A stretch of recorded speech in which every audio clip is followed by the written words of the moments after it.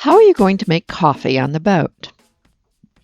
Hi, I'm Carolyn Sherlock. I can't imagine starting a day without a cup of coffee. On this episode of the Boat Galley podcast, I'll share several considerations when planning your boat coffee maker. First, though, today's episode of the Boat Galley podcast is sponsored by Julie Bradley, the best-selling author of two sailing classics, Escape from the Ordinary and Crossing Pirate Waters. Now, warning, these books are hard to put down. Join Julie and her husband Glenn for off-the-beaten-path adventures in extraordinary places. Claw through force-10 storms with them and hold your breath through pirate-infested waters of the Mideast. Julie's witty, vibrant writing takes you along every twist and turn. At times you're going to wish you were there, and at other times you will be so happy you weren't. These books will take you along for the trip of a lifetime. Find both Escape from the Ordinary and Crossing Pirate Waters on Amazon. Highly recommended.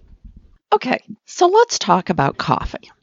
There are a number of things to consider when you're deciding how you'll make coffee in your boat's galley. There's no one system that's right for everyone. There's one, though, that I'm going to discourage pretty much everybody from using, and that's don't try to use a 12-volt coffee maker. Everyone that I've ever known who's tried to use one, and every review I've ever read, says that they take way too long to brew a pot of coffee. One friend that said when she switched from a 12-volt to a 110 coffee maker with an inverter, she actually used less power since it went so much more quickly.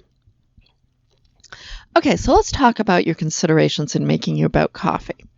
Before we look at the various possibilities, first, there's a few questions. First of all, how much coffee do you need to make at a time? A typical ceramic mug or an insulated cup will hold 12 to 16 ounces, while most coffee pots are labeled in 6-ounce cups, and a few even consider 4 ounces to be 1 cup. So if there's 2 coffee drinkers on board and each want 2 mugs of coffee in the morning, that's actually equivalent to 8 to 10 cups listed on the coffee maker. Second, are you a fanatic about coffee made one particular way? Some people are hardcore French press fans, others want drip coffee, and still others think perked coffee is the best. If you have a strong preference, you're going to want to stay with that system. Next, how much space is available, both for storing your coffee making equipment and counter space or sink space for actually making it. Some methods take up way more space than others. Now, another one. Is electricity available, and are you willing to use it for coffee? Electric coffee makers typically draw 800 watts, a little bit more on the initial startup, and so they won't run off the small inverters that you plug into a cigarette lighter.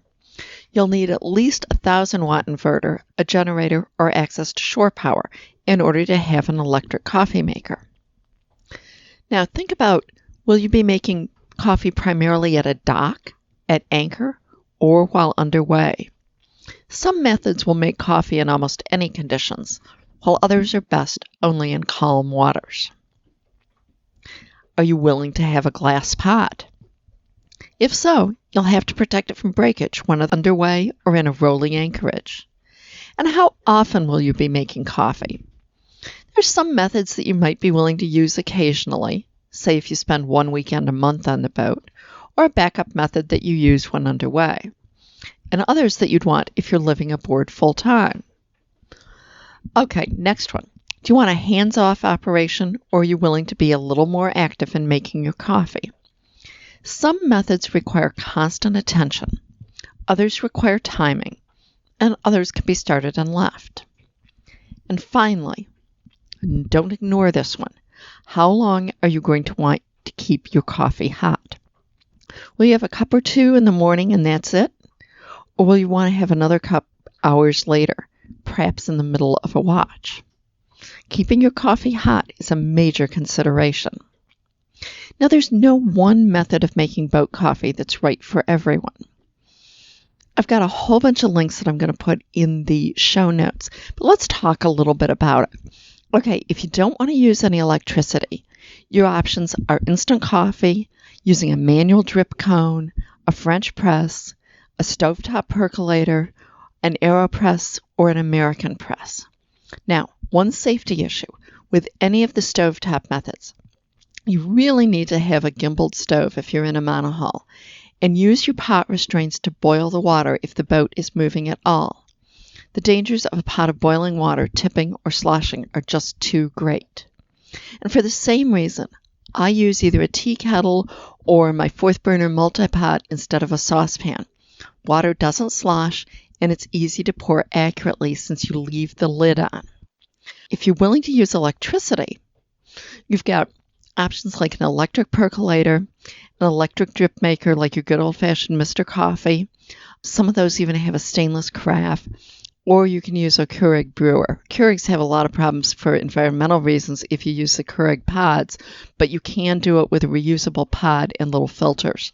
Any of those work really well. I suggest looking at the various ones and thinking about what really is important to you. Now, if you want to know what I use a little manual drip cone put on top of a thermos. It works really well. The coffee is excellent, and it's easy for me to make enough to have, both of us have about 3 cups in the morning. We're sort of coffeeholics here. Hopefully this helped you. If it did, please tell your friends about the Boat Galley podcast, and if you haven't done so already, be sure to sign up in your favorite podcast app.